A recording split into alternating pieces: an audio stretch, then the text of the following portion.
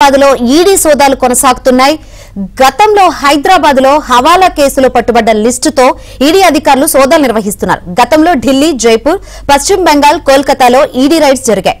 దాడుల్లో భారీ మొత్తంలో హవాలా డబ్బును ఈడీ అధికారులు గుర్తించారు. తెలంగాణ ఎన్నికల సమయంలో హైదరాబాద్ లోని పాతబస్తీ, కోటి, బషీర్బాగ్ లో హవాలా సొమ్ము పట్టుబడింది. దీంతో హవాలా కేసులో పట్టుబడ్డ లిస్టుతో ఈడీ అధికారులు దాడులు చేస్తున్నారు.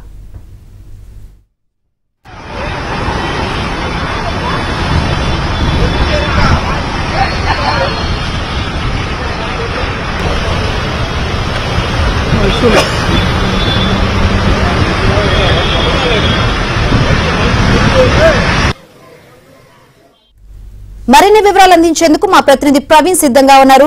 ప్రవీణ్, ఈ రైడ్స్ సంబంధించి అప్డేట్స్ ఏంది? ఎక్కడెక్కడ రైడ్స్ చేస్తున్నారు?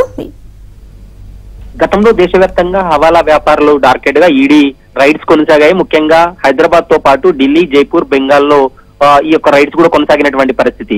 అయితే ప్రస్తుతం తెలంగాణ ఎన్నికల సమయంలో పాతబస్తీ కావచ్చు, కోటి, బషీర్బాగ్ ప్రాంతాల్లో ఈ భారీ ఎత్తున హవాలా డబ్బు కూడా పట్టుబడింది.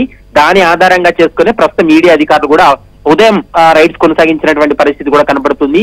ఏ ప్రాంతాల నుంచి వీళ్ళు డబ్బులు ట్రాన్స్ఫర్ చేశారనేటువంటి అంశాలన్నిటిపైన పూర్తి స్థాయిలో విచారణ కొనసాగిస్తున్నారు. ఇప్పటికే ఈడీకి వచ్చినటువంటి కొంత సమాచారంతో గతంలో హవాలా వ్యాపారులపై ఏ విధంగా అయితే దాడులు జరిగాయో అదే విధంగా ఈసారి కూడా హవాలా వ్యాపారులను టార్గెట్ గా చేసుకుని దాడులు చేసినటువంటి పరిస్థితి అయితే కొనపడుతుంది. కానీ ఇప్పటి వరకు ఈడీ కావచ్చు, ఇతరత్ర ఏజెన్సీలు ఏవి కూడా అధికారికంగా ఎంత వరకు ఈ డబ్బును సీజ్ చేశారనేటువంటి అంశానికి సంబంధించి క్లారిటీ ఇవ్వకున్నప్పటికీ కూడా హైదరాబాద్ కు సంబంధించినటువంటి హవాలా వ్యాపారం, ముఖ్యంగా పాతబస్తీ కావచ్చు, కోటికి సంబంధించినటువంటి కొద్దిమంది వ్యాపారుల ఇళ్లలో, మరోవైపు వారి కార్యాలయాల్లో సోదాలు కంటిన్యూగా కొనసాగుతున్నాయి. మరి కాసేపట్లోనే ఈ అంశానికి సంబంధించి అధికారికంగా ఈడీ అధికారులు కూడా ఒక ప్రెస్ నోట్ రిలీజ్ చేసేటువంటి అవకాశం అయితే కనపడుతుంది. Shankari, right, thank you Praveen.